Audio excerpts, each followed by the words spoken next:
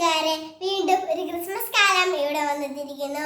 കുട്ടികളുടെ മനസ്സിൽ ഡിസംബർ മാസത്തിൽ പെട്ടെന്നോടിയെത്തുന്ന നക്ഷത്രങ്ങളും കേക്കും സമ്മാനങ്ങളും ക്രിസ്മസ് ട്രീയും പുൽക്കൂടും പുതുവസ്ത്രങ്ങളുമാണ്.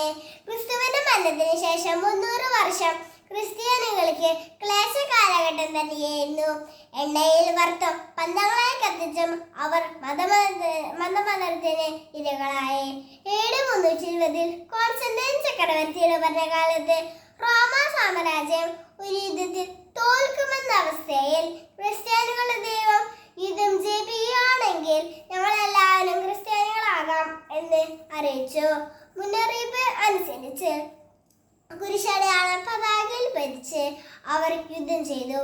അങ്ങനെ യുദ്ധത്തിൽ റോം ജയിച്ചു. അങ്ങനെ ക്രിസ്ത്യാനികൾക്ക് മതസ്വാതന്ത്ര്യം ലഭിച്ചു.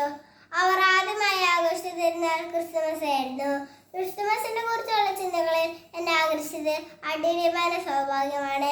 ദൈവം എളിയവനായി കാൽത്തൊഴുത്തിൽ പിറന്നപ്പോൾ ആദ്യം അറിയാനുള്ള ഭാഗ്യം അവർക്കാണ്. പിള്ളക്കച്ചകളോട് കൊണ്ടുപൊതിഞ്ഞ് പുൽത്തൊട്ടിയിൽ കെടുത്തിരിക്കുന്ന ഒരു ശിശുവിനെ ഞങ്ങൾ കാണും.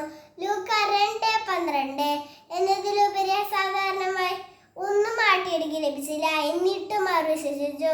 ഉണ്ണേശുവിനെ രക്ഷകനായി സ്വീകരിച്ചു. അന്ന് മുതൽ ലോകാന്ത്യം വരെ പ്രഘോഷിക്കപ്പെടുന്ന അസാധാരണക്കാരായ ഇടയന്മാരായി മാറി. എല്ലാ ദിവ്യബലിക്കും ദൈവം അപ്പമായി പെറുക്കുമ്പോൾ സ്നേഹത്തോടെ ആൾത്താരയിൽ നിന്ന് എടുത്തു വയ്ക്കാമെങ്കിൽ നിങ്ങൾക്കും ദൈവത്തെ ആരാധിക്കാം. കാഴ്ചക്കാരായി നിന്നാൽ സാധാരണക്കാരായി മാറി ഇല്ലാതാകും. നന്ദി. വിവ ക്രിസ്തുവേ.